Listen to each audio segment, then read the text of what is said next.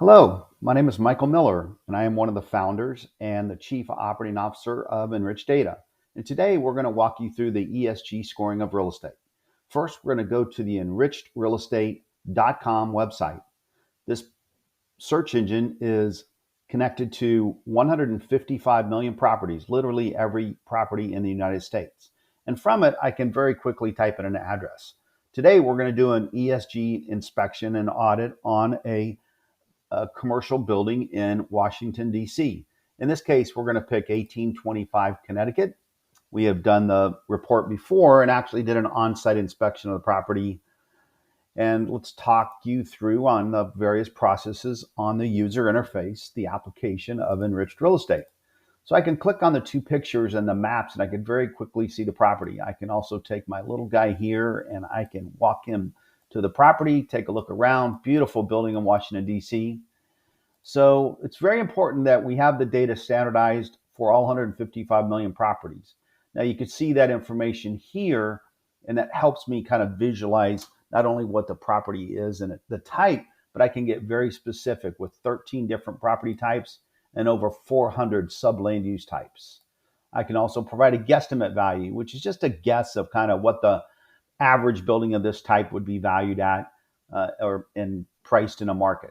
I also have the gross building area, year built, land size, the account number, county name, assessed value, both for the total property and also between the land and the improvements. Over here to the right, I can order a valuation. I can claim the property if I'm the owner or the appraiser. The reason this information I'm telling you is important because once we standardize the data for this one property, then we standardize it across all 155 million properties, then we can do like-kind information appends or add to mass number of properties because we've scored this building. We know there are buildings like it. The information transfer can be seamless and reciprocal. So you can see here I have an ESG score. Now, what does ESG score mean? It's the environmental social governance score on real estate. That's very important because U.S. real estate is one of the largest asset classes in the world. And I can't have green bonds without having green real estate backed by mortgage-backed securities. So if I were to score a real estate with ESG scoring, and then I took that mortgage and assemble it with other mortgages, they could become a green bond. And with third-party verification, we could allow investors to invest in the green bond and reflect a higher yield and more sustainable investment.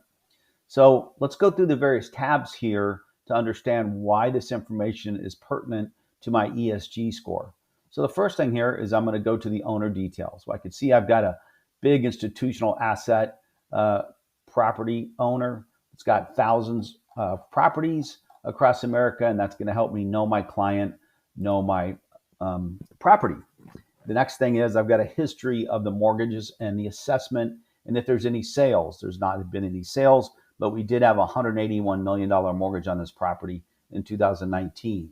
You could see the assessment has gone up considerably in the last couple of years as a result of appreciating pricing. I've got an assessment history broken down. I could see if there's any changes in the owner's name or any other characteristics from square footage, gross building area, the type of building and quality it is. I can also basically find out if anybody's lending on office buildings of this type in the market. So here I see a number of lenders. I've been in the business for a while. I don't know a lot of these lenders, but it would be interesting if I was going to buy a building or finance a building like this, that I would reach out to some of these lenders. Lastly, the tenants in the building. It's important to know that I've got a diverse tenant mix in order to alleviate any risk. And also it's good for diversity. So we can always look at the flood map. That's a very important information tool in our ESG score. Something in the 100-year flood obviously would be very less sustainable than something even in the 500-year floodplain, but better yet, something outside of the flood zone is even more desirable. Now we've attached the walk and bike score and transit score, and the reason that is important for a number of things. Number one, employees. So if I have employees that are traveling from outside of the local market, they could easily use transit to get there and lower cost and efficiencies associated with that. If I live in the neighborhood, obviously my bike, bicycle, and walk score are important because they may want to bike or walk to work. So again, very good scores here, conducive to a great employee work environment, also conducive to having great clients relationships. So having a good transit score means people could actually come off of buses or other transportation methods right outside my building. And if I had a retail storefront or I wanted to attract people inside, I could have nice signage to get them inside and experience my products or my services. We connect the properties to the building permits. We don't have any building permits connected to this property in the last 5 years. The last tab we've got is the Esg Scoring Lab, and that's what we're here to talk about today. So basically what we have here, we have a series of scoring pull-down menus that allow us to view what the importance of the ESG components are. Now, these are very simple. We've made them simple so anybody in America or any investor around the world that's interested in real estate in America can do their own ESG score. Now, again, we've walked through the building, so we know some of these definitively. Others we may not know. And if we don't know, then obviously it could trigger a questionnaire to the property owner or the manager or even the engineer on site to get some of the answers. But let's walk through the ESG score now. So the first thing we do is, yes, we know the ADA compliance or American Disability Act compliance is both interior and exterior. We know that because there was a certification done many years ago. And again, that means that the building and all of the units, suites within the building are accessible to any type of person and group through ease of access. The next thing is tenant ownership. Is a tenant underrepresented population, a group of population whose represented is disproportionately low relative to their numbers in the general population? In this case, no. We know it's a big portfolio owner. They own a lot of properties, so therefore not as conducive to a diverse ownership structure. We know the road accessibility is good. That helped us with the transit score, right? So we know everything is fairly good from an accessibility and visibility standpoint. So we're going to rate these good.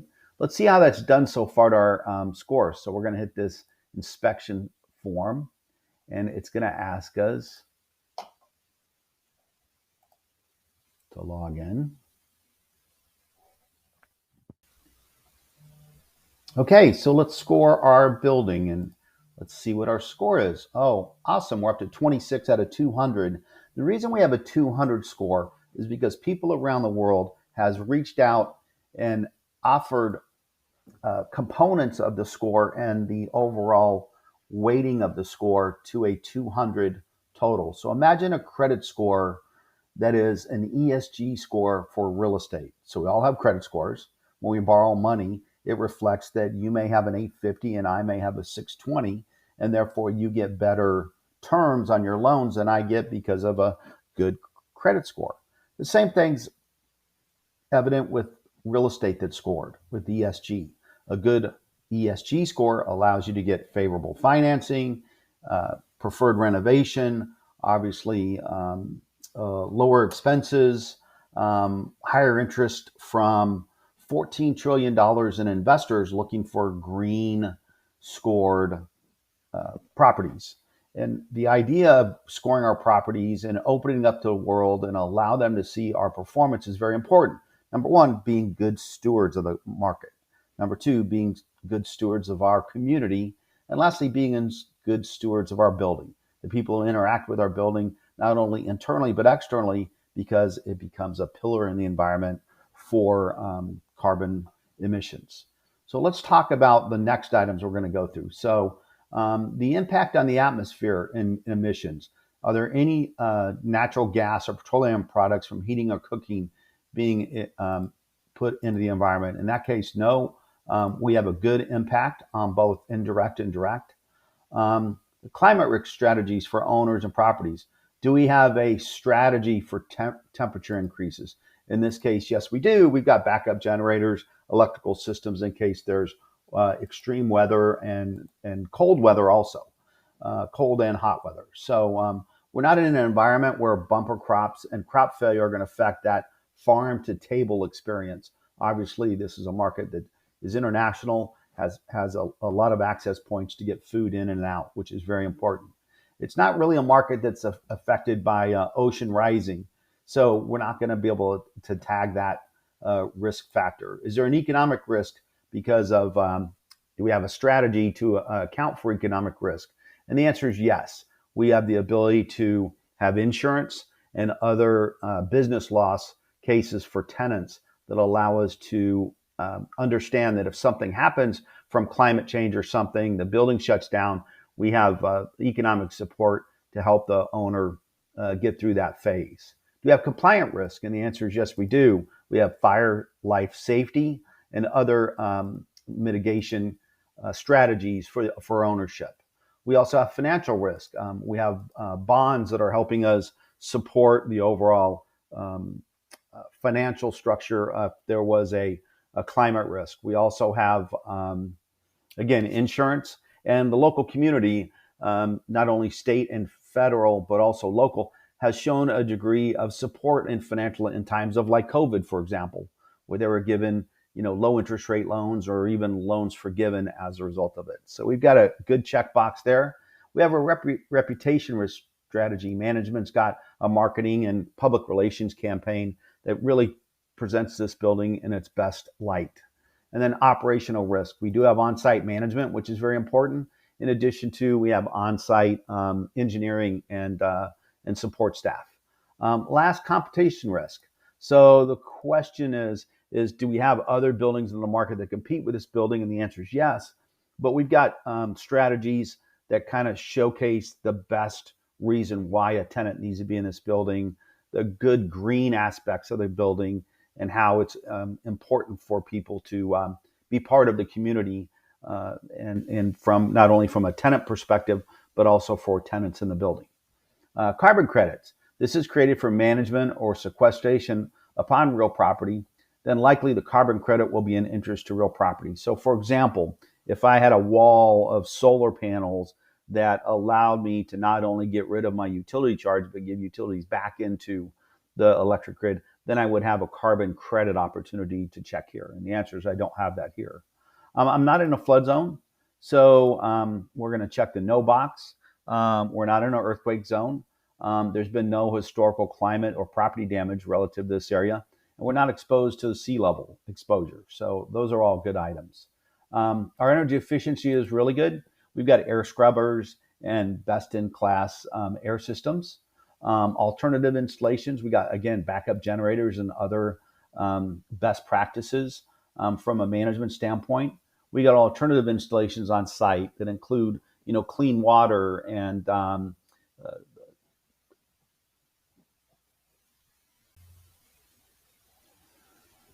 so the building has a number of alternative installations on site, clean water, trash separation, good practices that allow the energy to be maximized.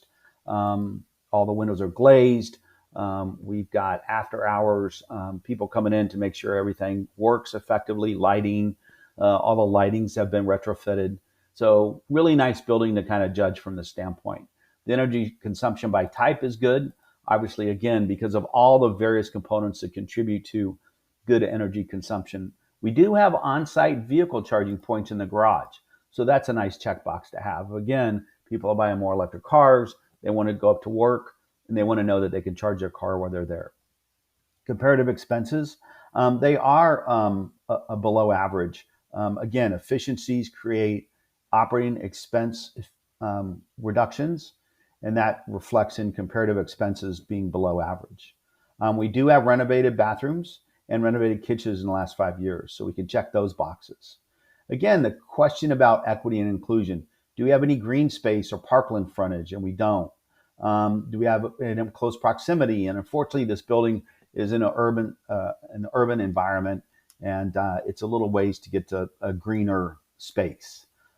Supply chain issues. Do we have environmental pollution, shortage of raw materials, workforce health, safety issues? And the answer is no, not in this market. Washington, D.C. is obviously a very diverse community.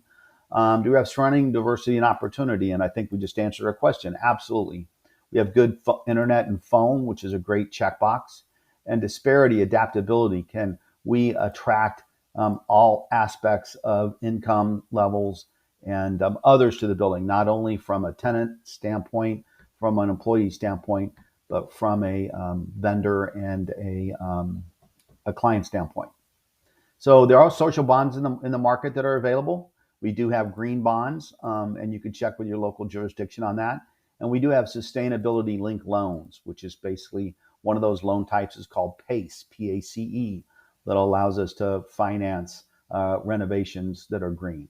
The building is LEED certified, so we're going to check that box. We're going to do a site condition is good overall. It's got maximum highest and best use coverage, and again that results in spatial use that is good. So and obviously the environmental indoor quality is good. That results in obviously a good wellness rating for the property and the tenants in the property. Innovation, the building's got some cool architectural features that kind of maximize the visual experience while you're in the building. All the suites have outward views in the peripheral offices and the perimeter offices, and therefore create an enjoyable workspace, an enjoyable place to visit. The first responder timing is excellent. Less than a few minutes to get both fire, life, and safety to the building. We do have interior and exterior features that are safety related, and those can be checked also. Lastly, the location, the integrated process, meaning did we integrate sustainability in the overall location of the property? And we did, because it's obviously by the hiking and biking and walking score, we've got a very conducive communal effect on the building, both locally and from outside the market. And again, the transit score gave us a good score. So ownership and tenancy, the tenancy control. Obviously, the tenants have on-site management. They can reach out with a number of ways through phone calls and emails to get emergency or other services. Is the tenancy underrepresented? Meaning, do we have some unique tenants in the building that probably are have good ESG scores themselves? And again, we have that available here. So you see, you have restaurants, social welfare organizations, foundations, philanthropic. So the answer basically is we're kind of looking back at some of the data points we have, and then we could start answering those questions. And in that case, we can say yes. So let's go check that underrepresented box. The vacancy rate is obviously good from a small standpoint. The smaller the vacancy rate, the better it's going to be good. If we had a high vacancy rate, then we would rate poor. The ownership period has been a long period of time, and that's important because there's pride of ownership in the building. If there's a building that was turned over a number of times, and again, we can go back to our checkbox and find out the sales and mortgage history, and that there are no prior sales recorded on this building. So again, the data that was previously shown helps us answer these questions. Okay, so now we've got some sustainability development goals. So we've talked with ownership, and they do have a commitment to meet the UN sustainability goal. So we're going to check yes on that. And again, the site, the various materials that ownership is using reflects that sustainability. Reuse, recycle. The land utilization is basically, if the land is obviously a farm, fishery, food, or forestry, it would get a rating for that. In this case, we can't give it anything. Natural resources aren't being generated on the property. The landscaping is minimal, basically from a coverage or a plant diversity. So you can't check those boxes. So what's really interesting here is we got a great building. It's in a great community, Washington, D.C. Obviously, you got diversity, but it still doesn't check all the boxes because of the built environment around it. And that's what we're trying to do within the ESG platform, is really check the boxes as many as you can, and motivate ownership to even do better. Okay, so the building's not being used for health. There was some education and other items, and we did have another tenant in there that basically worked in the arts category. So the rest of the items we can't check. On-site waste practices we do have. We've checked out with management, and we can check all these boxes with waste management, waste efficiency, and waste by designation, meaning we separate the waste on site before it goes outside for collections. So again, water, same thing here. We've got water cleansing machinery on site. We do have consumption limitations where we're not wasting water. Again, an efficiency practice that management is employee, and then we can check all these boxes. So let's go ahead and save this.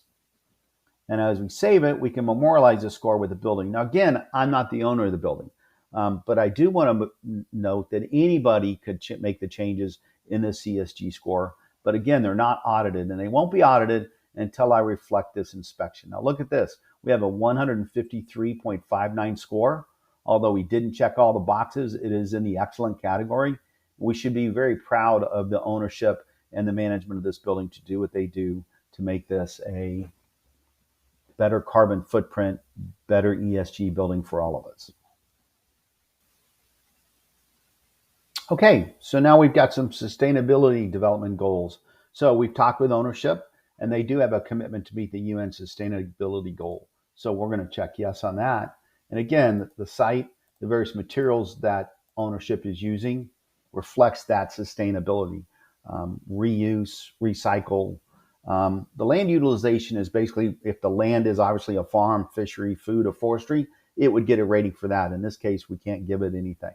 Natural resources aren't being generated on the property. The landscaping is minimal, basically from a coverage or a plant diversity. So we can't check those boxes.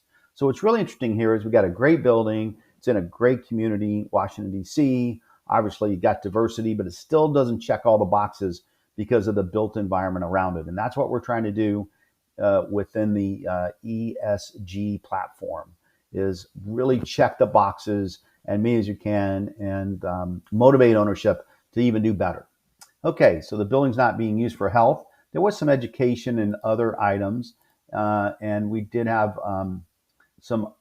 another tenant in there that basically worked in the arts category. So the rest of the items we can't check. On-site waste practices we do have. We've checked out with management, and we can check all these boxes with waste management, waste efficiency, and waste by designation, meaning we separate the waste on site before it goes outside for collections. So again, water, same thing here. We've got water cleansing machinery on site. We do have consumption limitations where we're not wasting water. Again, an efficiency practice that management is employee, and then we can check all these boxes. So let's go ahead and save this. And as we save it, we can memorialize the score with the building. Now, again, I'm not the owner of the building, but I do want to note that anybody could make the changes in the CSG score. But again, they're not audited, and they won't be audited until I reflect this inspection. Now, look at this. We have a 153.59 score. Although we didn't check all the boxes, it is in the excellent category. We should be very proud of the ownership and the management of this building to do what they do to make this a better carbon footprint, better ESG building for all of us. Okay, now that we've completed our online inspection and pull downs of the various 1825 Connecticut Avenue in Washington, D.C., we now have the ability to provide an inspection. So if you've had the class from esgrelab.com, then you can actually verify the ESG training course. And once you have your email and pass a class, then you can do a field inspection audit with the application. So M. Miller at enricheddata.com will allow me to access the field inspection form. Now that field inspection form, it says inspection request has been emailed to the inspector. So let's take a look at what that looks like. So there's my email. It says, greetings. Through this email, I request you to do the inspection for the property at 1825 Connecticut Avenue Northwest in Washington, D.C. This inspection is used for the ESG property score. So this allows third-party verification of an ESG trained auditor to go do a field inspection app. How cool is that? This prevents what has been known in the industry as greenwashing. Greenwashing is the reporting of something that is ESG rated, but really not third-party verified. And so now what happens is I've got this field inspection app. I've had the class. I'm also a real estate agent and a licensed appraiser. So I've had a number of real estate classes before, And I can walk through this building and verify that. Remember how we had two items for ADA? One says, is it interior? Well, now we've got a number of items to say is it interior. So let's walk through what those interior items in the field inspection app has. Does the interior have direct access to all rooms without stairs? And the answer is yes. It's got elevators and ramps throughout the building. Fire extinguishers evident? Yes, there's one on every floor. Their drinking fountains are on every floor also. There's elevators to the upper floors. There are signs with suite numbers to all the rooms. However, the signs are not braille or raised letters, and so we can't check that box. So wall switches can be engaged without grasping, so that is an item for ADA compliance that we can check. The large common meeting areas, do wheelchair spaces have access and clear line of sight? And the answer is they absolutely do. Is there an oversized bathroom stall for accessible users? And every floor has one. And is there a grab bar adjacent to at least one toilet in each bathroom? And the answer is we verified that they did. And there are fire alarm evidences. So we got some pretty good check boxes. We didn't do them all, but getting pretty close. Let's go through the ADA accessible for the exterior. So do we have designated parking spaces? And we do in the garage. Do we have a door not requiring stairs? And the answer is yes. And are there curbs or curb ramps so we don't have to jump over curbs? And the answer is we do have ramps. There is high traffic noise. So we're in Washington, D.C., urban market. We can't check that. There is not a center road meridian. The bike path, there is a bike path route to the building. We do have sidewalks in front of the building. And it's a very walkable community if you've been to Washington, D.C. It does have multiple drive accesses to the property, so more than one is important for proper egress and ingress. We do have paved asphalt concrete outside, so that's adjacent to the building. And we could see that, again, if we wanted to, by going back to the field inspection app, by going back to the property on the property card, and as we did before, just fairly quickly look at the picture, which you can see here. So again, we're trying to help you do the inspection. But again, I'm in the field on this case. I would be walking through the property, and I would be able to kind of know and see all the items that is important to our ESG score in a field inspection. So I do have high road traffic visibility. I've got the building is very visible from the street. We do have street signage, and car lights do shine on the building. So that is something where, shining on the building at night can be good or bad depending on how tall the building is. In this case, the building's very tall, so the street lights don't bother really any of the tenants. Okay, we're about halfway through our field inspection of 1825 Connecticut Avenue, Northwest in Washington, D.C. We are going to look at historical climate change has caused any property damage. And I'm going to ask the engineers and the property manager on site if that's ever happened. And the answer is no. So do we have alternative energy installations? And we talked about it previously on the online questionnaire about the various air quality, energy, backup generator systems. So the answer is we do, and we can verify that. We don't have any Greenland Parkland frontage. We do have good connectivity to the internet and the phone. There's not really a site condition that allows us to be green, meaning is there any open space or any common areas outside? Is there anything that allows the tenants and the employees of the building to kind of, get back to a greener environment that is not so urban? We don't have that. Again, the spatial use of the building is fairly dense. I don't have a lot of common areas in the building that allows me to have that,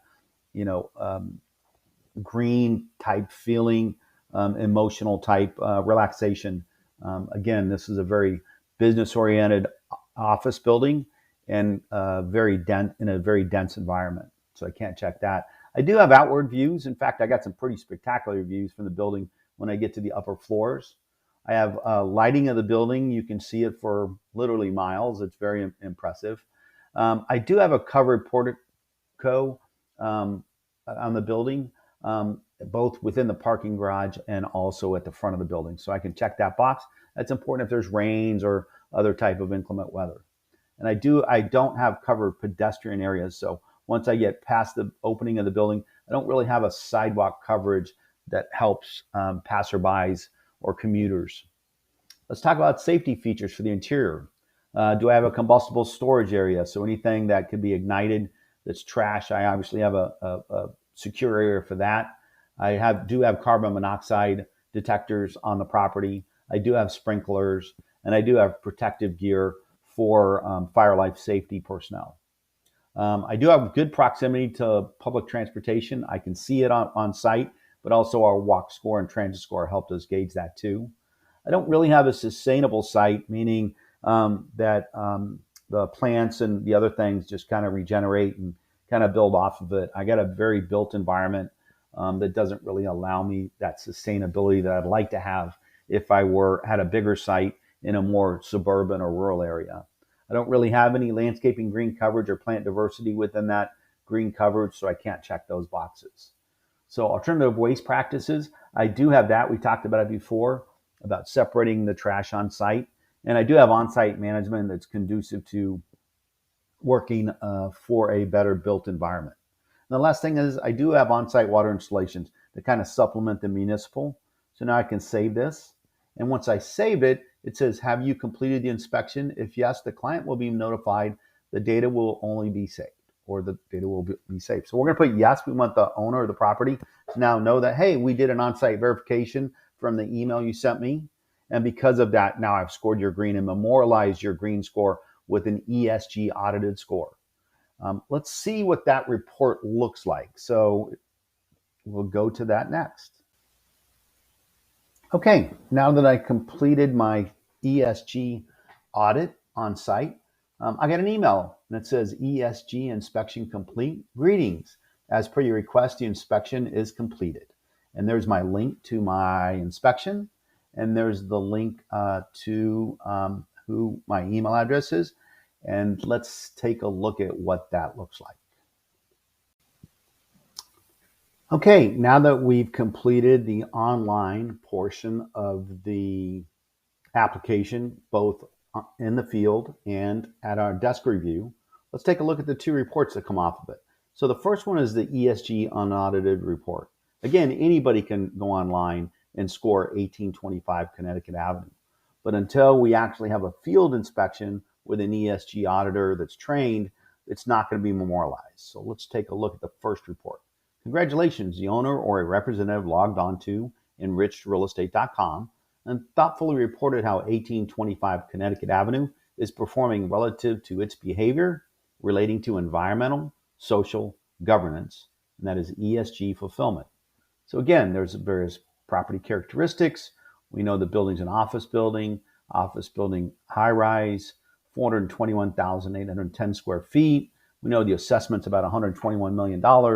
We know the legal description. It's in the District of Columbia. Oh my gosh, we got a great ESG score. It's in the excellent range of 153.59. So what does this mean? Well, it's kind of like your credit score, but for real estate. In today's world, we all have credit scores, but who knows how they're calculated? Well, let's take a look at the ESG category for real estate of 1825. It fell in the excellent category. So again, the various categories are defined here, where poor is typically an older property that can't be or shouldn't be renovated. Fair is an older property that may require significant renovation in order to bring it back to a good platform. Good is typically a property that is good, well maintained, but just either lacks a location or building features that relate to excellent ESG fulfillment. And then you have our building, an excellent building. A property is well maintained, has locational and building features that enrich its ESG fulfillment. Properties that enrich an occupant's quality of life and visually appealing to the community at large.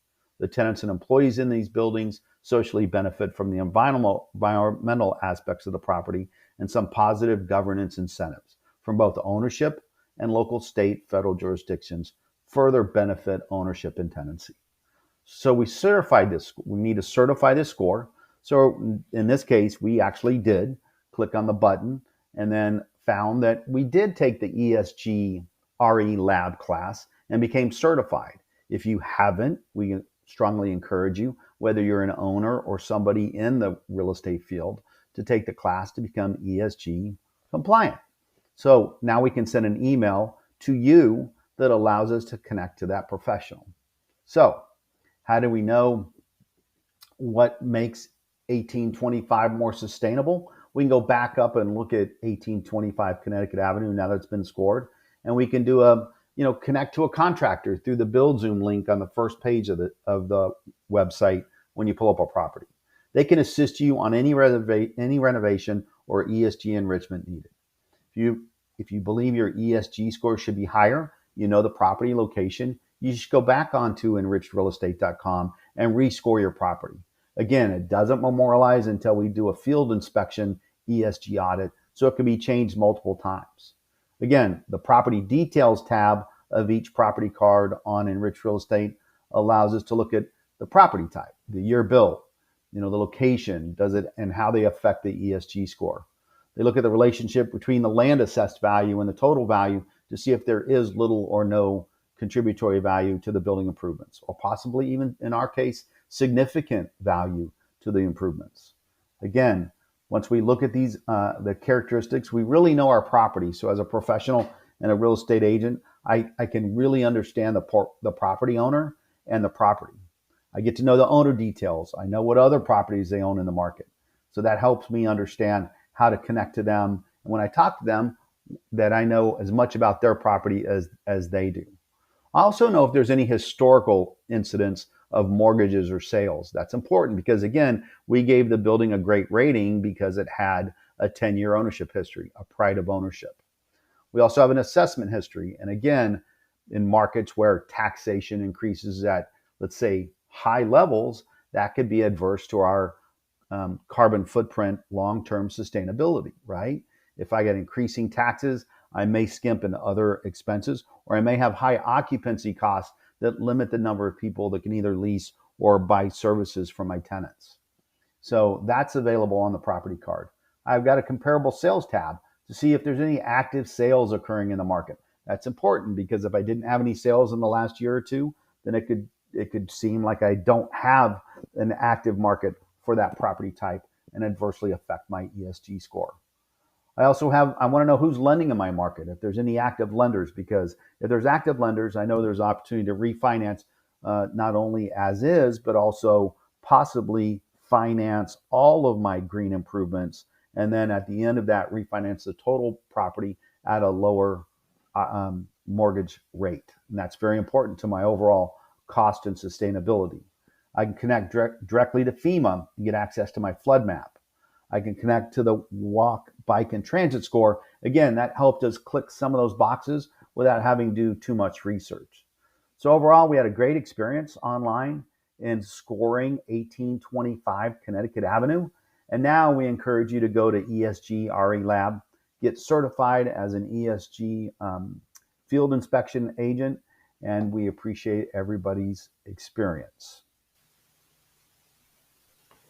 All right, let's talk about the Esg Audited Report deliverables. So basically, I want to let everybody know that I was the auditor and have taken the class, and reach out to me if you want additional information on the building.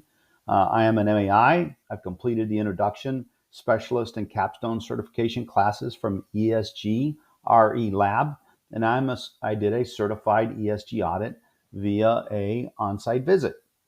I based this on this ESG score on my credentials of how 1825 Connecticut Avenue is performing relative to its behavior relating to environmental, social governance, which is ESG fulfillment. And it scored a 153.59 in the excellent range, and a very, very prominent property in Washington, D.C. The relevant property characteristics are part of the website that we collected. And again, something that's automated here for your review and approval. We have an ESG audit categories, and we rank in the excellent, a property that is properly maintained, has locational and building features that enriches its ESG fulfillment. This is a property that also enriches the occupant's quality of life and is visually appealing to the community at large. The tenants and employees in these buildings socially benefit from the environmental aspects of the property, and some positive government incentives from both ownership and local, state, federal jurisdictions, which further benefit ownership and tenancy. So why is an excellent ESG score for 1825 important? Well, it's just good business for the owner, the property occupants, and the community at large. And we're trying to change the carbon footprint of buildings of the United States, one building at a time. And each building can have a measurable effect on the world. Owning and operating under an ESG fulfillment strategy is best global management practices. ESG is current and comprehensive. The score allows property owners and managers to make smart, risk-oriented, value-maximizing decisions that reflect current market focus on sustainability, climate risk, and net zero. They also talk about social equity and community betterment. Government incentives and other socially minded sources of funds provide additional capital to execute those decisions. ESG is a requirement.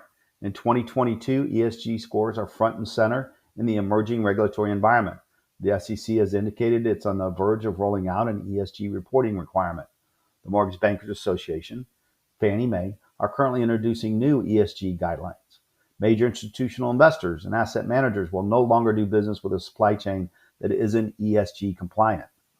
Applying ESG to real estate makes money and adds value all the way through the value chain. Tenants demand ESG-oriented, healthy workplaces, and they're willing to pay more for rent accordingly. Energy efficiency and other ESG measures save occupancy costs. Higher revenue and lower costs drive higher net operating income. Decreased leasing and operating risks force down cap rates, which increases value. A green property qualifies for discounted mortgage interest rates. A package of green mortgages will generate a premium rate of return for motivated investors in the bond market. So what can you do to help? Throughout this ESG audit, the different ways property and owners benefit from a good to excellent ESG score will be presented. The ESG impacts and its partners invite you to reach out for additional ideas and strategies. Go to esgrelab.com.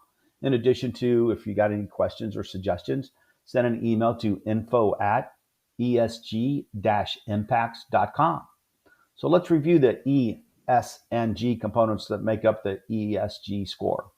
So we did a field inspection of 1825, and by clicking the ESG in the enricheddata.com website, we clicked the inspection form that allowed us to get access to an email that connected us to the ESG field inspection application.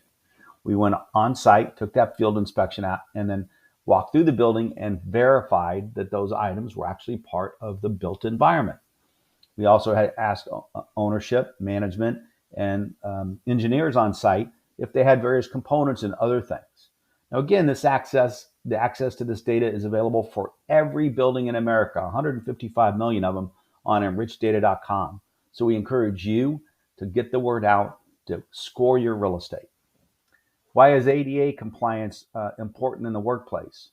Well, the American Disabilities Act prohibits discriminating against people with disabilities in several areas, including employment, transportation, public accommodations, communications, and access to state and local government programs and services. So we have a series of questions that we looked at, all of them on-site verifiable if we did have both accessibility and ADA compliance within both interior and exteriors. So why is road and access visibility? Because if it's a commercial building, obviously access to employees and clients is very important. Having convenient access to a building is important, even in times of inclement weather. Road visibility is important. Sometimes high traffic is good for a commercial office building, and sometimes it's bad for residential. So the algorithm will score accordingly based on the property type and how you do your field inspection. Road visibility with high traffic, again, street signage and car lights shining on a building can be good for commercial, but adversely affect for residential. So if we do a ESG score on residential, the algorithm will reflect the score accordingly. Exposure to energy. Again, historic climate caused property damage is very important because sometimes history can repeat itself. We want to be careful that if we've had access to a hurricane or tornado, that we're not continually having that risk. And then energy. Do we have alternative installations on site to help alleviate energy problems that are in the broader community. So why is equity and inclusion in green buildings and health and wellness important? Well, equity is a process of ensuring that processes and programs are impartial, fair, and provide equal possible outcomes for every individual.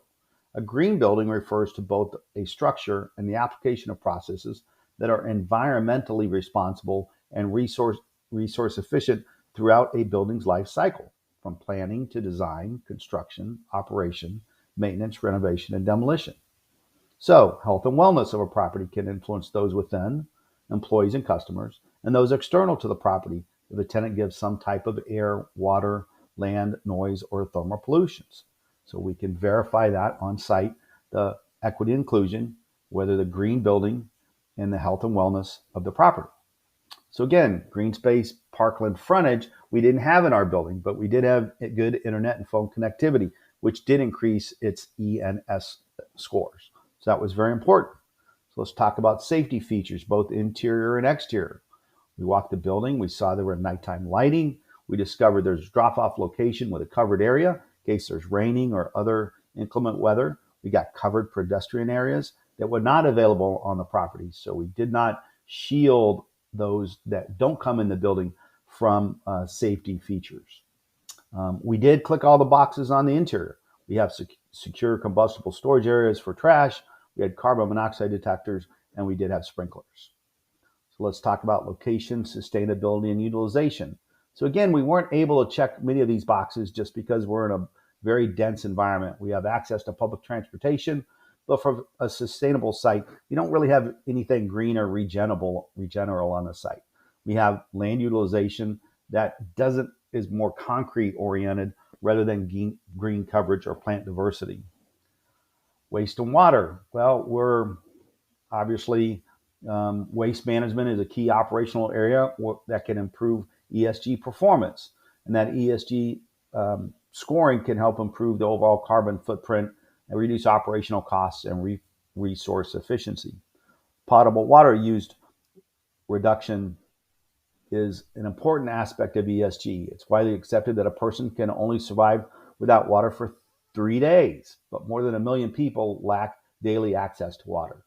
And more than 2.7 billion people across the globe find water scarcity for at least 30 days a year. It's important that we practice good waste and water management systems in every building in the world, and this building does it in Washington, D.C.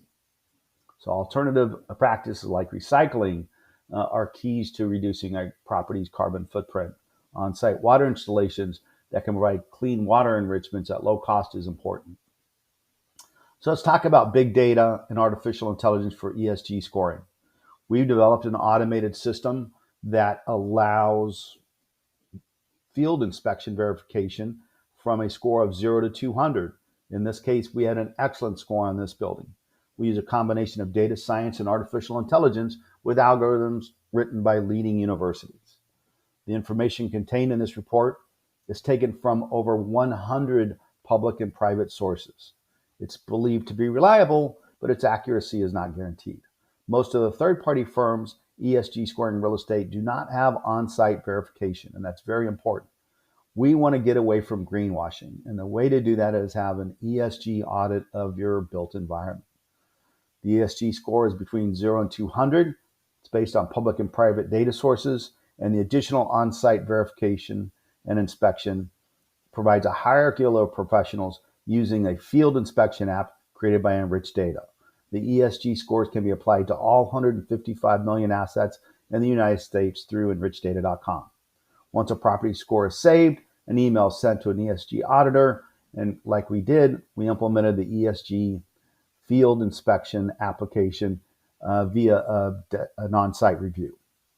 The scoring algorithm, E3SG, took Enriched Data's 155 million US properties, and they reviewed over 135 third-party data companies' data aggregation and rating systems, attempting to score mostly businesses, but some related to real estate. When we just focused on the real estate, which is typically 30 to 40% of a company's carbon footprint, we got very reliable scores. In every property in the country, we can now score ESG on real estate. But not every property is an ESG property yet.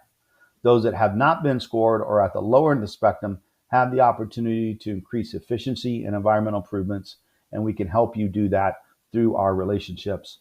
Please go to esgrealestatelaB.com and look to train ESG auditors.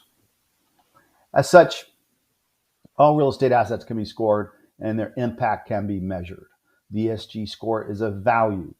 If an ESG asset exists today in an already established form, depending on the location, it is identified as a core property.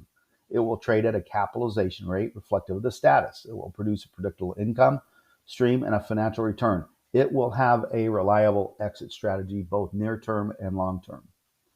How this ESG audit differs from others. Well, the third-party verification stops greenwashing. We define within the management team that the organization cannot make false, unsubstantiated, or outright misleading comments or claims about the sustainability of a product or service without this ESG audit. We've given you a list of data sets for other third-party verifiers in the real estate built environment, and feel free to look up your building to see if they fall within any of these categories. Okay, now we reviewed MISMO, which is an organization that helps define data and definitions for U.S. financial institutions with a Green Borrower Questionnaire. They're putting out an environmental data and definition standards, and those social data and definition standards are available to the public. There are currently over 125 organizations providing ESG data research and ratings on primarily businesses, and we've listed a couple here so you can review and reach out to them if you're interested in getting certified or possibly already certified.